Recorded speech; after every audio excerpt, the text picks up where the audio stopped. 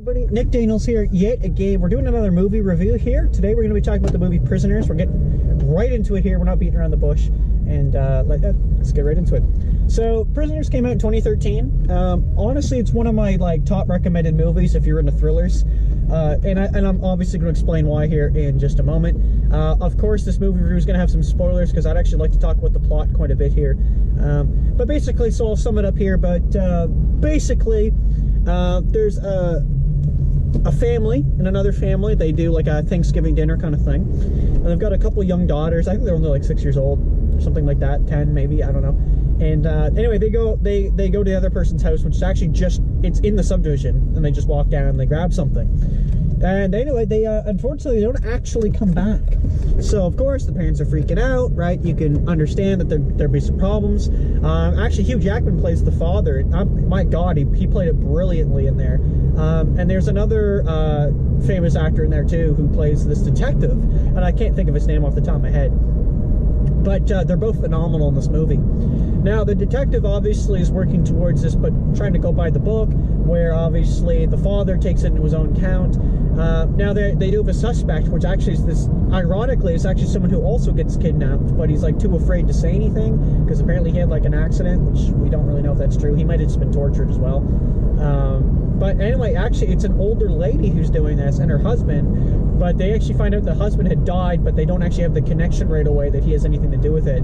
And it's just this FBI agent who's piecing it all together, or FBI, but detective anyway. And he does really good, so it's kind of like a good back and forth between him and the father, because they actually still don't get along perfectly either, and he knows that the father is hiding things. Now, of course, into the movie, you find out who it is. It is this older lady, who plays a big part in most of the movie, right? And the father finds it out, but he ends up getting shot in the leg by her and trapped underground beneath a car.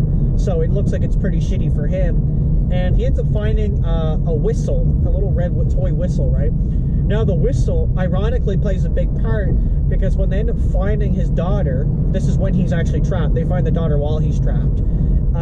She has the same whistle. That's originally what the two girls went to the house for, was her whistle. And the mother tells the detective, right, while they're there with the daughter, that's the daughter walks out, and then she tells the detective this, and she says that's actually not the whistle. They just got her a new one. She doesn't really know the difference. So the father finds that whistle when he's being held captive. The detective finds this woman with the daughter. Clearly she's evil, turns around with a gun. He shoots the old lady and takes her out. Actually, ironically, he takes a bolt to the side of the head, saves the child's life because she ends up taking, the older lady injected her with a bunch of stuff, which obviously was it was probably going to take her out. I almost just ran that. Close. But anyway, yeah, so she gets injected with a bunch of stuff and she saves her life. Or the cop saves the daughter's life. Again, she's only 10 years old. But he's literally he can barely see the road. He's sliding everywhere because it's a snowstorm. But he gets her to the hospital by a miracle. Yeah, so then that happens, and he goes back to where the old lady's house was, and they're a couple people there. They're digging up the ground and stuff, but they'll go home for the night. And he's just about to call it quits. Now, of course, the father's been shot in the leg, so he is losing blood at a pretty fast rate. But anyway, so he's kind of there. He's the only one there now. So the other people have gone home, the other people that were working there trying to get evidence and stuff. And, oops. Ooh, that was embarrassing. I was still in reverse, ironically. It was really good no one was behind me. But anyway, so ironically, yeah, he's still standing there, and he actually hears the father whistling. Now, he doesn't know it's the father, but he hears the whistle, and he plays it off, he's yeah, whatever, and he kind of shrugs it off. But he hears it 3 more times, and then he actually turns around and looks, and he actually looks okay, he's not fucking hearing things. That's the whistle, and he just cuts to black. Honestly, that being said, honestly, that's a really good film in my opinion. And I love the way they leave that ending. They just they don't leave it open. They leave it, obviously, you have a very good inkling of what's to happen. But I love when movies do that. And it's a little bit of, environmental storytelling there at the end of it, right? Because, you kind of just play it by ear, right? That nobody says anything. It's not narrative.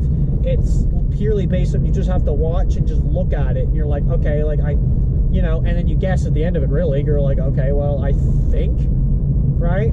But clearly at the end of it, he must find the father trapped there and save him. But it was a really good movie, and it also showed a lot of like the repercussions of what that would do towards a family, right? Even though the movie only takes place in the course of like, I think, less than a week. I know 5 days is hinted at a few times, and 6 days, but I think it's less than a week, or it's close to a week. Could be like a day or two over. So it's really interesting, like how the family takes that, because the families are getting like ripped apart. They're doing some unethical decisions to try to see if they can find the whereabouts of the kids. Like they're doing everything in their power, and it's really interesting that way. So I don't know if you guys ever want to watch it, or girls there, totally check it out. Definitely worth a good watch. Prisoners 2013, definitely a good film to check out and keep on your radar. So anyway, thank you so much for watching, everybody. We're gonna have to obviously see you in the next video. If you want to stay tuned, if you don't, that's cool. And then we'll talk to you then. Thanks for watching. Peace.